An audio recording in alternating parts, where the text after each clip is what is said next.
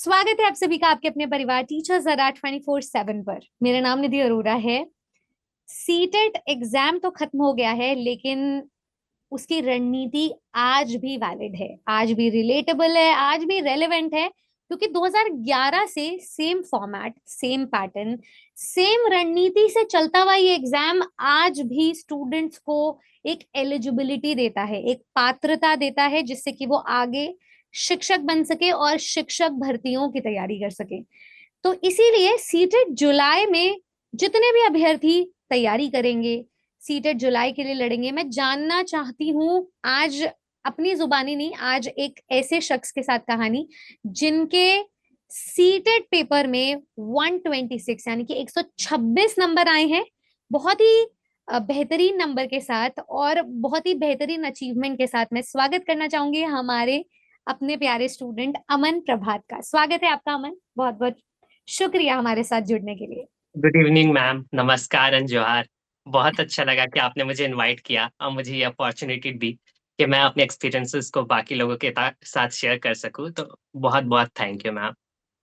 Thank you so much, the pleasure is all hours. हमारे परिवार का बस एक ही मकसद है, जो भी इस परिवार के साथ जुड़े उसको हर एक एग्जाम के आवेदन से लेकर के चयन तक की प्रक्रिया के बारे में पता होना चाहिए। और सीटेट जैसा इतना बड़ा एग्जाम जहां पर 23 लाख स्टूडेंट्स अपियर होते हैं, 26 लाख स्टूडेंट्स रजिस्टर करते हैं और उसमें 25% ही रिजल्ट इस बार निकल पाता है, ऐसा क्या अलग किया अमन आपने?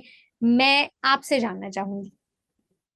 ओके मैम, तो मैं भी बाकी लोगों की तरह ही था। मैंने भी ज्यादा दिन पहले एग्जाम की प्रिपरेशन स्टार्ट नहीं की थी, क्योंकि मेरा पहले से भी एक एग्जाम था, यूजीसी नेट का एग्जाम मुझे देना था, जो कि 6 जनवरी को था। तो उससे पहले प्रिपरेशन स्टार्ट करना मेरे लिए पॉसिबल नहीं था। सो जैसे एग्जाम एंड हुआ 6 जनवरी को, मैंने 7 जनवरी से अपनी प्रिपरेशन को स्टार्ट मैंने कर दिया सीटेट के लिए पढ़ना। उसके बावजूद अगर हम जनवरी में देखें तो बहुत सारे फेस्टिवल थे, जैसे कि मकर संक्रांति, सरस्वती पूजा, 26 जनवरी। सो उसके वजह से भी कुछ दिन मेरे चले गए ऐसे ही। तो अगर हम देखें तो मेरी प्रिपरेशन बस 20 दिन के अंदर ही हुई थी। ठीक है, तो अमन, जैसा कि आपने अभी कहा कि आपकी प्रेपरेशन 20 दिन में हुई थी, पर यस आप ये सोचो कोई ऐसा स्टूडेंट जिसको सीटेट के बारे में कुछ पता ही नहीं है, क्या वो यस अपनी तैयारी 20 दिन में कर सकता है? एंड मैं इसी के साथ आपको दूसरे सवाल से भी अटैच करना चाहूंगी। आप एक ऐसे स्टूडेंट हैं जो यूजीसी नेट की तैयारी ऑलरेडी कर रहे थे। यस यूजीसी नेट एग्जाम में भी टीचिंग एप्टीट्यूड का बहुत बड़ा रोल होता है, जिसमें हम ये सारे सिलेबस को, स्पेशली पेडागोजी के सिलेबस को देखते हैं। रीडिंग कॉम्प्रिहेंशन का बहुत बड़ा रोल होता है, जहां पर हम पेपर 1 के सब्जेक्ट से कहीं ना कहीं मेरिट बनाते हैं। तो यस क्या आपकी इस तैयारी में यूजीसी नेट की तैयारी काम आई? और दूसरा, क्या एक ऐसा स्टूडेंट जो आज अपनी सीटेट की तैयारी शुरू करेगा, जिसको सीटेट के बारे में कुछ पता ही नहीं है, क्या वो 20 दिन में तैयारी कर सकता है? आप प्लीज इन दो सवालों का जवाब दीजिए। तो जैसा कि आपने कहा मैम कि यूजीसी नेट में भी टीचिंग एप्टीट्यूड के कुछ पार्ट रहते हैं, तो उसने भी बहुत ज़्यादा हेल्प की थी, क्योंकि एक आपको थोड़ी अंडरस्टैंडिंग मिल जाती है टीचिंग एप्टीट्यूड पढ़ने से कि सीटेट में क्या पूछने वाला है। ऑल्दो वो पूरे सेम नहीं रहते, सिलेबस थोड़ा डिफरेंट ज़रूर रहता है, लेकिन आपको थोड़ी हेल्प हो जाती है। दूसरी बात ये है कि मुझे सिलेबस पढ़ने की भी ज़रूरत नहीं पड़ी, क्योंकि मैंने अड्डा 247 में पूरा वीडियो मैंने देख लिया था कि हम्म। आप लोगों ने बताया था कि किस तरीके से तैयारी करनी है, क्या सिलेबस है। अगर मुझे लगता है कि अगर मैं खुद से सिलेबस पढ़ने जाता तो और कंफ्यूज हो जाता। तो आप हम्म। लोगों ने बहुत ज्यादा मदद की मेरी, तो उसकी वजह से ये सब पॉसिबल हो पाया कि 20 दिनों में मैंने सीटेट क्रैक कर लिया। सब आपकी मेहनत है, हम तो यही बोलते हैं। हम तो टीचर्स हैं, सिर्फ एक्सेलरेटर का काम करते हैं। हमने चिंगारी दी है, मेहनत आपने ही करी है, आप ही आगे बढ़े हो, सफलता भी आपको मिली है। पर ये जैसे आपने एक सवाल का जवाब दिया कि आपने इतने कम समय में सीटेट को क्रैक कर लिया, अब यही परसेप्शन ना यूट्यूब पे फैलता जाता है चिंगारी की तरह। मैंने इंस्टाग्राम पे भी थोड़े दिन पहले ही, मतलब कल ही, एक वीडियो रिकॉर्ड किया था जिसमें मैं सीटेट के रिजल्ट की बात करी थी। मैक्सिमम कमेंट्स यही थे कि मैंने तो 2 दिन पहले पढ़ा था, मैंने एक रात पहले पढ़ा था, मैंने कुछ भी नहीं पढ़ा था, फिर भी मेरा सीटेट पास हो गया। अब इसके चलते फिर भी इतना कम रिजल्ट कैसे आ पा रहा है? 75% स्टूडेंट्स ये भूल कर रहे हैं यही सारी वीडियोस देखकर कि अगर इनका बिना पढ़े सीटेट क्वालिफाई हो सकता है तो हमारा भी हो सकता है, और इस चक्कर में ऐसा बहुत बड़ा तबका है जो रह जाता है। क्या आप इस बात से सहमति दिखाते हैं? अगर मैं इस बारे में अगर कुछ कहना चाहूँ तो मुझे लगता है कि नॉलेज की कमी लोगों में नहीं है। जैसे कि अगर लोग सीटेट का एग्ज़ामिनेशन दे रहे हैं तो ऑलरेडी वो 12th पास और ग्रेजुएट तो हैं। तो बिल्कुल। नॉलेज की कमी तो उनमें नहीं है, लेकिन बहुत सारे फैक्टर हैं जिनकी वजह से उनका रह जाता है। जैसे कि एक तो कॉन्फिडेंस लेवल बहुत मैटर करता है। अगर लोग बिल्कुल। मोटिवेटेड नहीं है तो वो एग्ज़ाम को क्रैक नहीं कर पाएँगे एकदम। जैसे कि हम देखते हैं कि सीटेट का पेपर काफ़ी ज़्यादा लेंदी रहता है। तो बहुत हम्म। सारे लोग वही उसी चीज़ को देख के वो डर जाते हैं कि उनसे वो क्वेश्चन सॉल्व नहीं होंगे। ओके। दूसरी बात है कि एक और था जो मुझे काफ़ी ज़्यादा हेल्प किया जिस चीज़ ने, वो है कि मैंने प्रशांत सर की एक वीडियो देखी थी, जिसमें उन्होंने बताया था कि इंग्लिश और हिंदी जो आपका लैंग्वेज है, उसी को आप सॉल्व करें क्योंकि बाकी सब अगर एग्ज़ाम में हम देखें तो ऐसा पेपर नहीं आता जैसे सीटेट में आता है कि आपके जो सब्जेक्ट है उसके अलावा भी वो सारे सब्जेक्ट इंक्लूड कर देते हैं। राइट। तो मेरे भी ऐसे काफ़ी सारे फ्रेंड हैं जिन्होंने सोशल साइंस में साइंस का क्वेश्चन सॉल्व कर दिया है, इंग्लिश के पेपर को हिंदी में सॉल्व कर दिया है, तो वो सारी प्रॉब्लम आती है जिनकी वज़ह से उनका रह जाता है। ओके, तो ये दो प्रोमिनेंट फैक्टर्स आपने बताए हैं। Yes ma'am. तो कहीं ना कहीं ये भी कह सकते हैं कि स्टूडेंट अपना सिलेबस नहीं समझ पाते हैं। सीटेट का एग्जाम बाकी एग्जाम से अलग है क्योंकि इसमें पेडागोजी की इंपॉर्टेंस कई ज्यादा है। सीटेट का यस मैम। एग्जाम बाकी एग्जाम से इसलिए भी अलग है क्योंकि इस एग्जाम में कंटेंट को भी सीरियसली लेना पड़ता है, तब जाकर के 90 पार नंबर आते हैं। अगर कोई यस मैम। स्टूडेंट सिर्फ 90 नंबर की तैयारी कर कर ही सिर्फ पेडागोजी पढ़कर जाता है तो वो भी एक रिस्क फैक्टर के अंडर ही है अपने आप में। 2 फैक्टर की बात मैं और करना चाहूँगा मैम, बिल्कुल जिसकी बिल्कुल। वज़ह से उनका बताइए। नहीं हो पाता है। एक तो है कि मैंने जो एक पर्सनली फ़ील किया कि हम्म। मेरा जो सेंटर था एग्ज़ामिनेशन का, वो एयरपोर्ट के काफ़ी ज़्यादा नज़दीक था और ओके। मुझे जो सीट दिया गया था, वो जस्ट मतलब विंडो के करीब ही सीट था। तो हर ओके। 2-3 मिनट में एरोप्लेन टेक ऑफ होता था, तो एनी हाउ वो बहुत इरिटेटिंग था और ओ। डिस्ट्रैक्टिंग भी बहुत ज़्यादा था। बीच-बीच में फिर देखते कि इन्विजिलेटर भी आती है और साइन चाहती है कि यहाँ दीजिए साइन दीजिए, तो क्या होता है कि उसकी वजह से भी आप डिस्ट्रैक्ट हो जाते हैं क्योंकि बहुत सारे क्वेश्चन को आपको सोचना पड़ता है, कि ओके। इसका आंसर क्या हो सकता है? तो अगर ओके। उस बीच में आपको अगर कोई डिस्ट्रैक्ट कर रहा है, तो फिर आपको दोबारा से वो क्वेश्चन करना पड़ जाता है। ओके। एक और बात मैं कहना चाहूँगा कि बहुत लोग के बीच में ये डिबेट और डिस्कशन है कि किस पार्ट पे वो ज़्यादा ध्यान दें। जैसे कि हम्म। कोई सीडीपी को कहता है कि उसमें ज़्यादा मार्क्स आते हैं, तो उसको ध्यान देना चाहिए हम्म। या दूसरा है कि वो सब्जेक्ट बेस करे, किस पे करे। लेकिन एक जो मेन बात है, वो लैंग्वेज पे ध्यान नहीं देते अधिकतर लोग। लैंग्वेज पेपर आपके 60 मार्क्स का है, जो कि इक्वल है आपके सब्जेक्ट लेवल का। तो बिल्कुल। बहुत सारे लोगों को मैंने देखा है कि उनका मतलब सोशल साइंस, साइंस में अच्छे मार्क्स तो आते हैं, सीडीपी में भी वो 27 30 में से 27 ले आते हैं, लेकिन लैंग्वेज में उनका 10, 12, 15 ऐसे रह जाता है, जिसकी वजह से वो 90 मार्क्स तक नहीं पहुँच पाते। ओके। नोटेड। तो आपकी लैंग्वेज कौन कौन सी थी, लैंग्वेज वन और लैंग्वेज टू? लैंग्वेज 1 हिंदी और लैंग्वेज 2 इंग्लिश, और आपका सब्जेक्ट क्या था? Social science. Social science. तो आप एक पेपर टू के स्टूडेंट जिनकी language one Hindi, language two English थी और पेपर यस टू मैम। आपका सोशल साइंस था। ये बात आपने बिल्कुल सही कही है कि आपका जितने नंबर का सब्जेक्ट है उतने ही नंबर की लैंग्वेज है। तो आपके लैंग्वेज में कितने मार्क्स आए थे, अमन? लैंग्वेज 1 जो हिंदी था, उसमें मेरे 30 में से 23 मार्क्स आए थे और लैंग्वेज इसमें 2 से 23? हाँ, लैंग्वेज 2 जो इंग्लिश था, उसमें 30 में 27 आए थे, जस्ट बिकॉज़ ऑफ यू।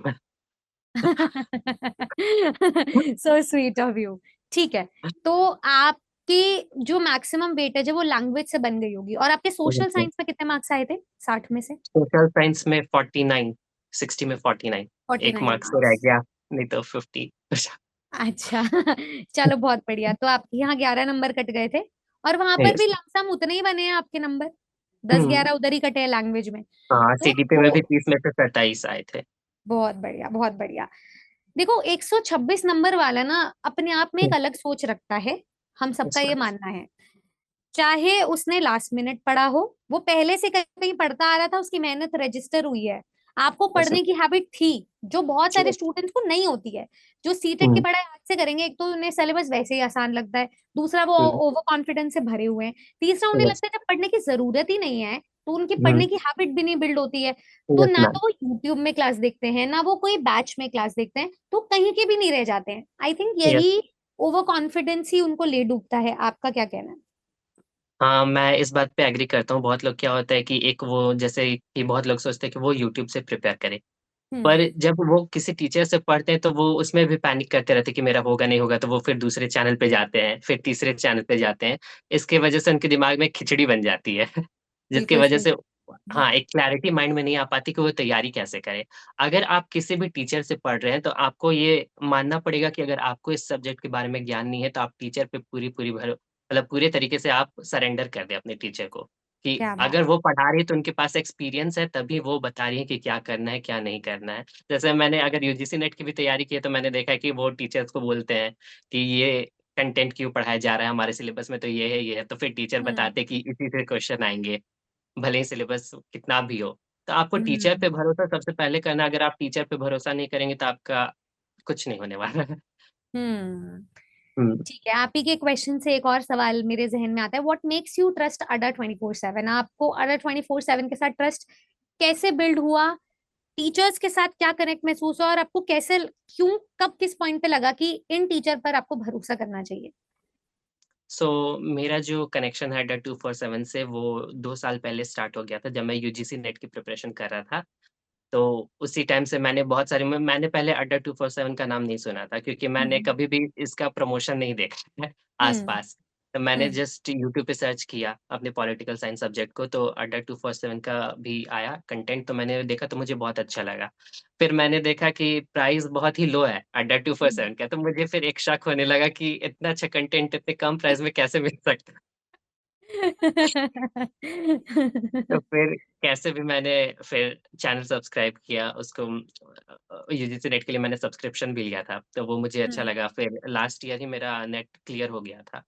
तो फिर वेरी मेरा गुड, अड्डा में वहाँ भी एक इंटरव्यू हुआ था पॉलिटिकल साइंस में यूजीसी नेट में। क्या फिर बात अगेन मुझे लगा कि अड्डा पे ट्रस्ट किया जा सकता है, क्योंकि मैंने देखा है सारे टीचर से मैंने पढ़ा है। हुँ, अगर इंग्लिश भी पढ़ना है, मुझे अगर नॉर्मल इंग्लिश भी पढ़ना है, तो मैं आपके वीडियोज़ देख के ही पढ़ता हूँ। मुझे अच्छा लगता है कि आप जिस तरीके से पढ़ाती हैं, तो इसी तरीके से मेरा ट्रस्ट बिल्ड हुआ है अड्डा 247 पे। Thank you so much. चलो, बहुत अच्छी बात है। जैसे कि आपने कहा कि देखो, प्रत्यक्ष को प्रमाण की ज़रूरत नहीं होती है। अगर कोई कंपनी आपको अफोर्डेबल सॉल्यूशन प्रोवाइड करवा पा रही है, एजुकेशन में क्रांति ला पा रही है कि वो मार्केट स्टैंडर्ड से कम प्राइस पे आपको उसी लेवल का सिलेक्शन दिला पाए, तो उससे बेहतरीन बात और क्या हो सकती है। सो प्राइस भी एक लो थी और वैलिडिटी भी बहुत ज़्यादा थी, तो थोड़ा कन्फ्यूज़िंग हो गया कि कैसे हो सकता है आज के टाइम पे, तो फिर क्या बात है, विश्वास वहीं पे बना। क्या बात है, क्या बात है। चलो, बहुत अच्छा लगा आपकी ये बात सुन के। मैं ये तो बहुत अच्छी और ऐसे लग रहा है ला ला लैंड वाली बात हो गई है कि आपके लाइफ में ऐसे लग रहा है सब कुछ अच्छा चल रहा था, यूजीसी नेट की तैयारी करी, वो क्वालिफाई हो गया, सीटेट की तैयारी करी, वो क्वालिफाई हो गया। मैं जानना चाहती हूँ उस अमन को जिसने अपनी ज़िंदगी में कोई स्ट्रगल देखा है। हुँ, विद्यार्थी जीवन है, अभ्यर्थियों का जीवन है, बिना संघर्ष के तो संभव ही नहीं है।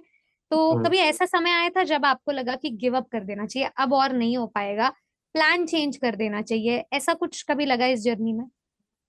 क्योंकि मैंने पहले से ही सोच रखा था कि मैं टीचर ही बनूँगा, तो मेरा हुँ, ऐसा कोई एक्सीडेंटल टीचर बनने का ये नहीं है, मैंने शुरू से ही डिसाइड कर लिया था कि ओके। मुझे टीचर ही बनना है।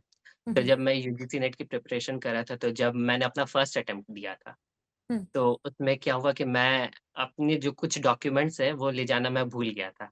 उसकी वजह से जब एंट्री गेट पे मुझे रोक दिया गया, मुझे तो आइडिया नहीं था, मुझे लगा कि मैं भी अंदर चला जाऊँगा। फिर बाद में मुझे पता चला कि मैं अपने साथ आधार की फ़ोटो मतलब आधार की मेन डॉक्यूमेंट ही नहीं ले गया हूँ। तो उस टाइम मुझे लगा कि अब खत्म हो गया। ओह माय तो फिर गॉड! हाँ, तो फिर क्योंकि सेंटर जो दिया था वो भी आई थिंक मेरे घर से 20 किलोमीटर दूर था। तो फिर क कैसे भी मेरे पिताजी मेरे साथ थे, तो वो हमेशा हुँ, सपोर्ट करते मुझे। तो कैसे भी क्योंकि मैं सेंटर पे 1 एंड हाफ ऑवर पहले ही पहुँच गया था। तो कैसे ओके। भी उन्होंने जल्दी-जल्दी जाकर घर से डॉक्यूमेंट लाए और फिर मुझे एंट्री मिली, लेकिन वहाँ भी मैं बहुत ज़्यादा पैनिक कर गया। तो उस वज़ह से मेरा फर्स्ट अटेम्प्ट में क्वालीफाई नहीं हो पाया था। लेकिन फिर सेकंड, थर्ड अटेम्प्ट तो 2 बार मेरा यूजीसी नेट क्वालीफाई हुआ है और इस बार सीटेट क्वालीफाई हुआ। मैं लिटरली एक्सपीरियंस कर पा रही हूँ और मुझे गूज़बम्प्स हो रहे हैं जब आपने ये कहानी सुनाई कि एक स्टूडेंट जो अपने एग्ज़ाम सेंटर पे पहुँच के जब उसे पता चलता है कि वो एग्ज़ाम देने के योग्य नहीं हो पा रहा है और लास्ट मिनट आपने अरेंज कर लिया। Oh my God! I mean hats off to you और एंड योर एक और पेरेंट्स एंड कहानी योर है, फैमिली ऑफ कोर्स। एक और कहानी है मेरी इससे कि हुँ, 1 साल पहले मुझे भी नहीं पता था कि मैं बीएड और सीटेट कर पाऊँगा, क्योंकि मेरा जो पोस्ट ग्रेजुएशन था वो लेट चल रहा था। तो मैंने ओके, जो अपनी बीएड की एंट्रेंस फॉर्म है वो मैंने 3rd सेमेस्टर में ही भर दी थी। ओके। लेकिन क्या हुआ कि मेरा सिलेक्शन तो हो गया था गवर्नमेंट कॉलेज में, लेकिन हुँ, मेरा हुँ, रिज़ल्ट नहीं आया था। ओके। तो कैसे भी मैंने इस चीज़ को मैनेज किया और मतलब रिजल्ट आ गया था, लेकिन मेरा एडमिशन पहले ही हो चुका था। ये मेरा पहला ऐसा केस था जिसको अप्रूवल मिला था एडमिशन के लिए कि ठीक है, अगर आपका इस सेशन लेट हुआ है तो आपको एडमिशन दिया जा रहा है क्योंकि आपका सिलेक्शन लिस्ट में नाम आया है। नहीं तो मेरा 1 साल पूरा वेस्ट हो जाता, ये ओ, पूरा। तो जो मेहनत करते हैं उनकी किस्मत अपने आप रास्ता खुद ब खुद बना लेती है। You are an example. आज आपके पेरेंट्स को आपके अचीवमेंट्स को देखकर कैसा फील होता है? I mean, I am sure जिस हिसाब से वो आपका एडमिट कार्ड लेकर आए हैं, आपके साथ गए थे, सपोर्टिव फैमिली तो है ही, लेकिन हुँ। आज उनको कैसा फील होता है? Do they feel proud? उन्हें गौरवान्वित फील होता है, इमोशनल फील होता है? और जब आपका सीटेट का स्कोर देखा कि आपने इतना अच्छा नंबर लेकर आए, तो कैसा लगा था उन्हें? हाँ, तो मेरी फैमिली जैसे कि हमेशा से सपोर्टिव रही है। मुझे मतलब पढ़ाई पे उन्होंने कभी भी प्रेशराइज़ नहीं किया कि इतने मार्क्स लाने हैं।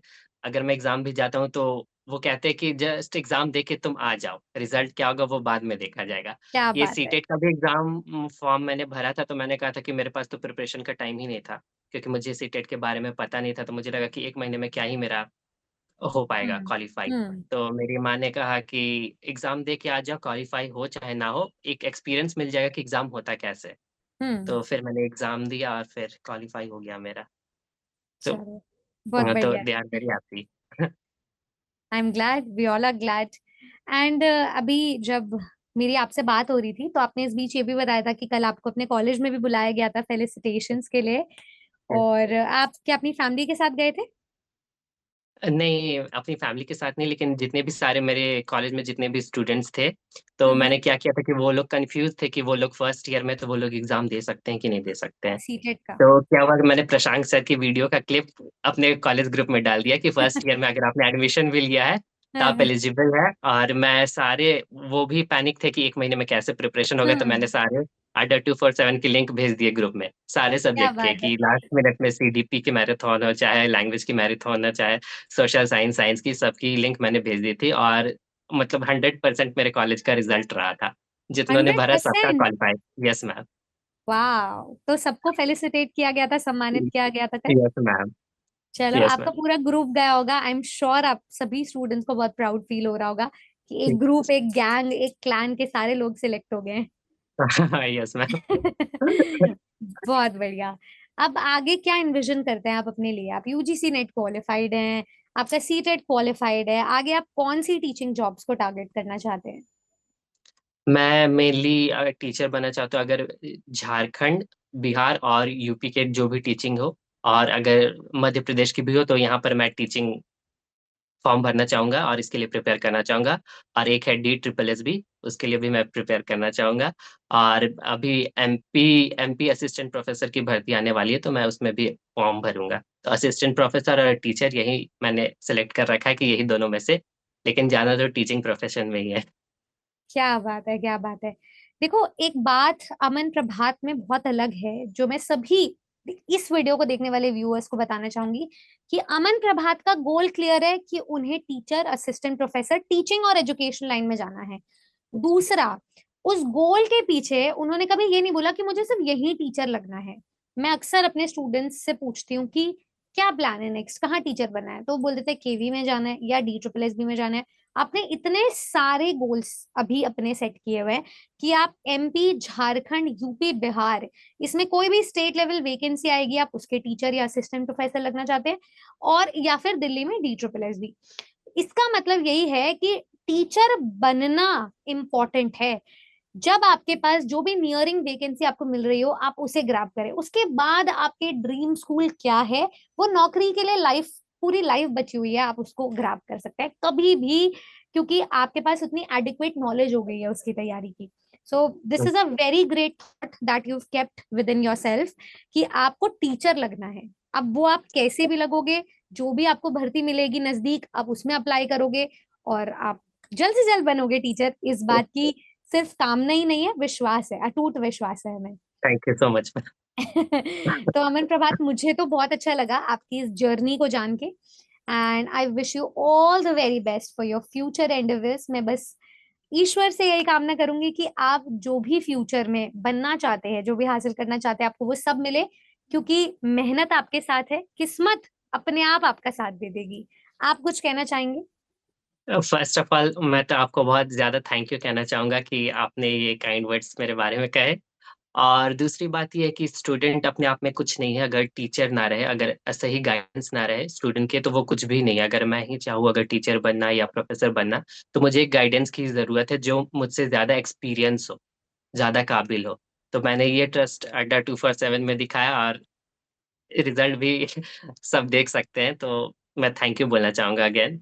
बिल्कुल, थैंक यू सो मच। हम आशा करेंगे अब किसी भी स्टेट या सेंट्रल लेवल पर वैकेंसी आए तो हम आपको सिर्फ सिलेक्टेड कैंडिडेट्स में से ही नहीं, ऑल इंडिया रैंकर्स में शामिल करें। Thank you so much. Thank you so much, wishing you all the very thank you. Best. And सभी स्टूडेंट्स जुड़े रहें टीचर्स अड्डा 24/7 के साथ। Thank you.